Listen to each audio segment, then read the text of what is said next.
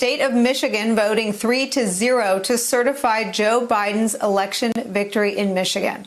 One Republican who had been resisting abstained. It's a major blow to President Trump, who had been pressuring state and local officials in that state to delay certification of Joe Biden's win there as part of Trump's fight against the outcome of the presidential election. Eddie Gladden, A.B. Stoddard are here. I needed you guys back because this is the story we started covering at the top of the hour. We now have a result here. In Michigan, it would appear more spines available than in the United States Senate and House of Representatives, A.B. Well, Nicole, we've talked about the Georgia Secretary of State, Brad Raffensperger, going up against enormous pressure from not only President Trump, but the two sitting senators who asked him to resign because of the results of the election they didn't like, with, again, not providing any evidence to the voters, just accusing him of running a crooked election. And then these people in Michigan who flew to the White House to listen to President Trump on Friday, and the countless people that we're not talking about that have been involved in these processes that are members of the Republican Party, and are aligned with these election teams or election officials themselves, who have done the right thing and defied political pressure.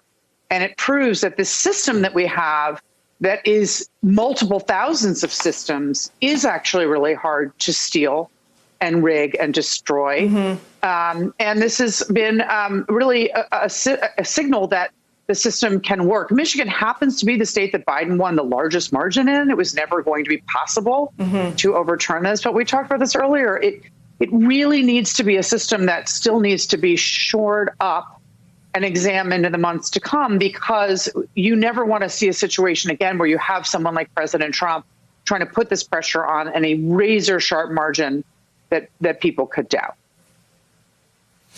And we should talk a little bit about the human beings, because I think that's right. I mean, I think human beings are corruptible. So far, it looks like the systems have not been corrupted at the state level. Even under extraordinary pressure, Donald Trump worked the phones and personally lobbied the leaders, the state Republican leaders in the legislature there, inviting them to the White House, called other elections officials. And when the president says your name or tweets your name, you are suddenly the target of everything from death threats to hate mail. You sometimes have to involve law enforcement, and your life isn't ever the same. So, Eddie, in that climate, which is the reality of being targeted by and tweeted at by Donald Trump, people, elections officials in Michigan, doing the right thing. Absolutely, and we want to lift them up.